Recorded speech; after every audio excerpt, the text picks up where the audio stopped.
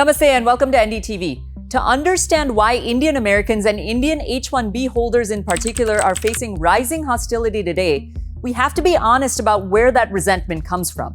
It didn't emerge overnight and it didn't come from nowhere. A significant part of it stems from the long-term abuse of the H-1B visa system, especially in computer science and IT outsourcing.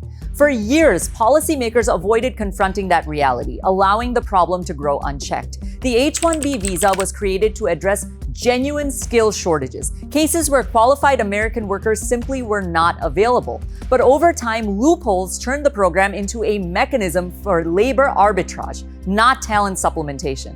Here's how the system was gamed. First, mass lottery flooding. Large consulting and staffing firms submitted thousands of H-1B applications for vague, generic IT roles like software analyst, tester, system support. Positions that were not truly specialized and already abundant in the US labor market. The strategy wasn't precision hiring, it was volume. The more applications that you submit, the better your odds whether the job truly existed or did not exist at all. Second, wage suppression. Employers routinely filed applications at the lowest wage tiers, even for experienced roles. That allowed companies to legally pay well below market rates, undercut American workers, and push down salaries across entire teams. This wasn't about skill shortages, it was about cost control. Third, worker dependency. Because H-1B visas are tied to employers, many workers were unable to leave exploitative situations without risking their legal status. That made them easier to use as compliant, replaceable labor. In documented cases, American employees were laid off, and before they were laid off, required to train their H-1B replacements, not because those replacements were better than them, but because they were cheaper. And fourth, onshoring to enable offshoring. Workers were brought to the US temporarily to extract institutional knowledge, then entire operations were moved overseas. Once the transfer was complete, American jobs completely disappeared and visa holders were rotated out. And finally, weak enforcement. Audits here were rare. Penalties were minimal. Firms repeatedly flagged for abuse continued operating. For years, everybody knew what was happening and nothing meaningful changed. The outcome, predictable. American tech workers felt displaced, wages stagnated, trust collapsed, and resentment has spilled over from bad actors onto entire communities. That's how policy failure becomes racial hostility, and this is what is happening in America today. This is where Donald Trump enters the picture and where nuance matters. Trump's opposition to the H-1B program is not about immigration broadly, and it was not about Indian Americans as a community. It focused on outsourcing firms gaming the system for years, companies using visas to undercut American workers rather than fill real shortages that still, by the way, do exist in the US. Under the Trump administration, scrutiny increased, wage thresholds were raised, and approvals dropped sharply for firms with large concentrations of low-paid H-1B workers. The objective was clear: stop the abuse, stop wage suppression, stop displacement. And this distinction matters because H-1B abuse in tech does not define Indian Americans, and it does not define Indian H-1B holders either.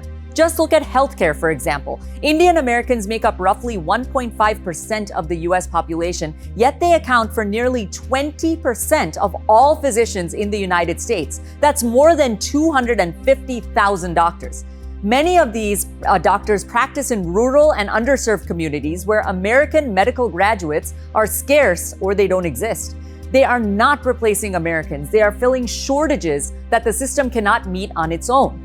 Hospitals depend on Indian American doctors. Patients rely on them. During COVID, in fact, they were on the front lines, not behind outsourcing contracts, but at hospital bedsides. This is not visa abuse. That is system support. That's the point of the H-1B system. The same distinction then applies to trade and investment. US-India trade stands at nearly $200 billion annually, with a shared goal of $500 billion by 2030.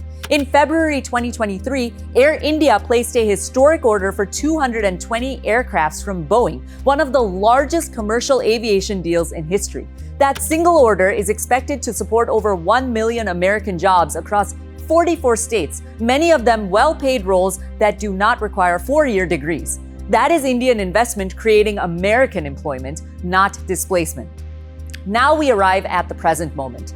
After years of this unchecked gaming in the IT sector, the system is tightening and everyone is feeling it. Legitimate Indian H-1B holders are facing interview suspensions, longer processing times, and heightened scrutiny even when they followed the rules. Employers face uncertainty, projects are delayed, careers are paused. This pain is real, but the uncomfortable truth is this, and this is what mainstream media will not tell you, that this correction is long overdue.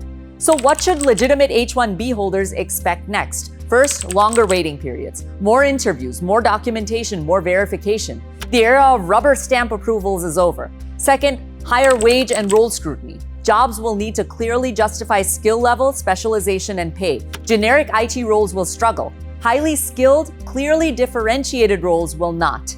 Third, and this is critical, long-term payoff for real value. For H-1B holders who are genuinely adding value, building core products, advancing research, securing infrastructure, driving innovation, helping the American economy, the system will ultimately work in their favor. As abuse is filtered out, legitimacy rises. They won't be competing with shell consultancies. They won't be lumped in with bad actors. And they won't carry the stigma that has been created by years of misuse. So yes, this slowdown is painful. Yes, the waiting is frustrating. But this is the cost of restoring credibility to a system that lost it a long time ago. If reforms are properly enforced, the result isn't exclusion. It is a stronger, fairer H-1B program that protects American workers and rewards Indian immigrants who came legally, contributed honestly, and played by the rules. This isn't anti-immigrant by Trump. It's accountability, and it's long overdue. Keep watching NDTV. Until next time, this is Priyanka Deo. Namaste.